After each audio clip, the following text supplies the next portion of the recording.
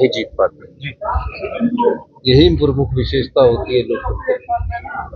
मैं जहां कांग्रेस पार्टी ने, अलायंस पार्टनर ने झारखंड में अपनी बढ़त बनाकर रखी है, वहाँ महाराष्ट्र में हम थोड़े पिछड़े हैं। वही वायनाड में श्रीमती प्रियंका गांधी जी ने 4 लाख वोटों से बढ़त प्राप्त की है।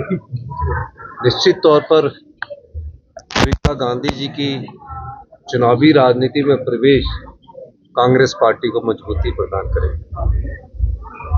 सर, जिस तरीके से चुनाव में जाने की बातें कर रहे हैं, चुनाव में जा रहे हैं, सीपीएस पर इतना बड़ा फैसला आया है, क्या जवाब दे दिया गया है? नहीं, भाजपा दिशाविहीन है। कभी वो बात करती है टॉयलेट टैक्स की, ये नाम मैंने तो पहली बार सुना।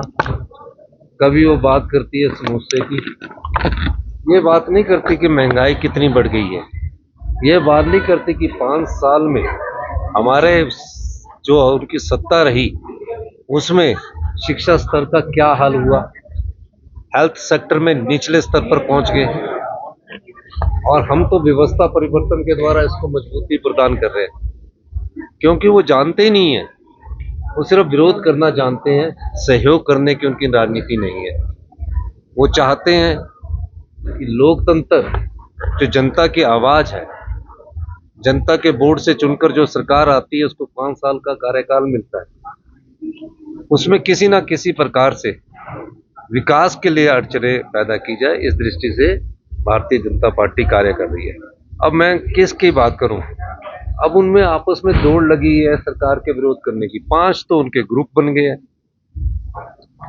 और 5 ग्रुपों में वो भाजपा बटी है। नड्डा जी का ग्रुप है जो राष्ट्रीय स्तर पर है, जयराम ठाकुर जी का ग्रुप है, बिंदल जी का ग्रुप है, अनुराग ठाकुर जी का ग्रुप है, एक वो ग्रुप है जिसने भाजपा को गुलाम कर रखा है। कल ही एक अखबार में पढ़ रहा था मोमा जी की स्टेटमेंट कि भाजपा को ईस्ट इंडिया कंपनी जो थी उसने गुलाम बना दिया।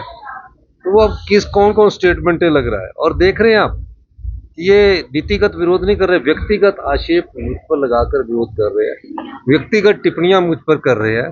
हम उनको कहना चाहते हैं, अब जितनी मर्जी व्यक्तिगत टिप्पणियां कर लीजिए, जितना मर्जी मुझे वो बदनाम करने की कोशिश कर लीजिए, राजनीति में चलता है।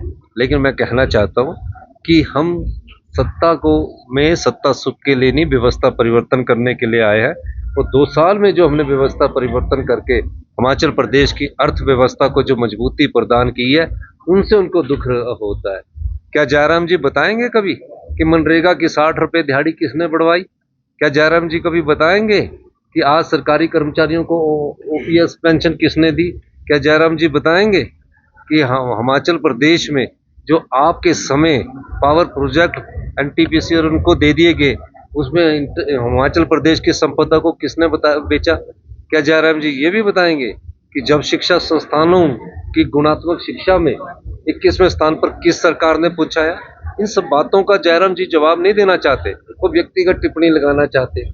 और मैं आपको कहना चाहता हूँ, हम दृढ़ निश्चय से और अधिक फैसले लेंगे, कड़े फैसले लेंगे, पर हमारे कड़े फैसलों का स्वाद मीठा होगा और युवा पीढ़ी को आने वाले समय में एहसास होगा कि हम इस व्यवस्था परिवर्तन से आत्मनिर्भर हिमाचल की ओर बढ़ रहे हैं और 2032 में हिमाचल प्रदेश एक समृद्धशाली और अमीर राज्य होगा। इसकी नींव डल चुकी है और इसकी धारशिला मजबूती से आगे बढ़ रही है। अब परिणाम आने शुरू हो चुके हैं। धन्यवाद।